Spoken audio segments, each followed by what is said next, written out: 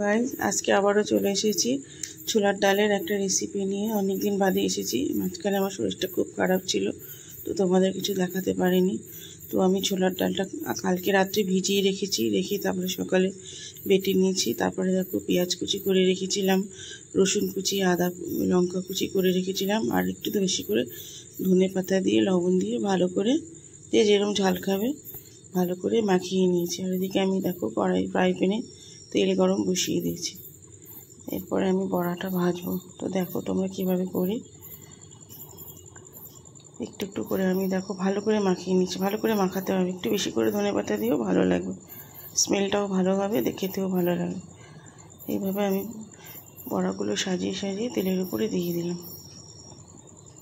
তোমরা সবাই লাইক করো, কমেন্ট করো, শেয়ার করো, অতি অবশ্যই সাবস্ক্রাইব করো।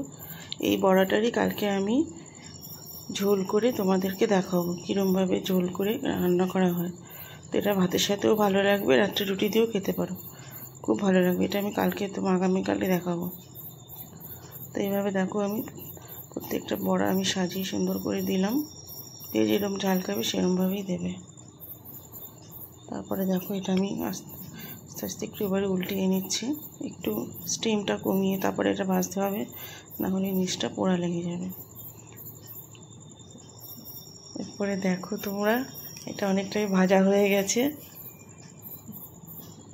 একটু স্টিমটা হালকা করে দিয়ে তারপরে এটাকে ভালো করে একটু ভাজতে হবে, যাতে ভেতরটা কাঁচা না থাকে।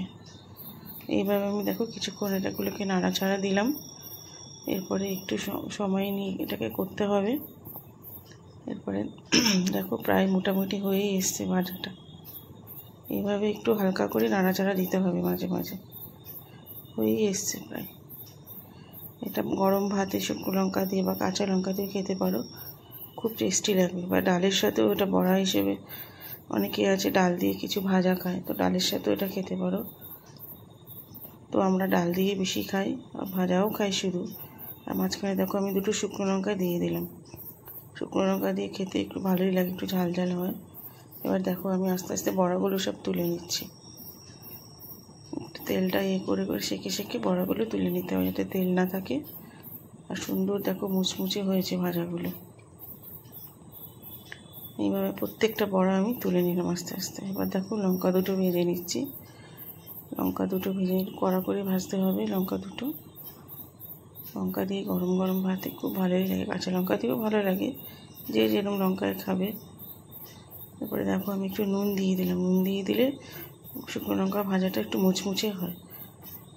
এরপরে আমি তুলে নিলাম। দেখো এরপরে দেখো ভাজাগুলো একদম কড়কড়ে হয়েছে। ভাজাগুলো একদম কড়কড়ে হয়েছে। এভাবে করে খেলে পরে বুঝতে পারবে কতটা টেস্টি লাগে ভাজাটা। এটাই তোমাদের আমি কালকে আবার ঝোল করে দেখাবো, তখন দেখবে এটা খুব ভালো।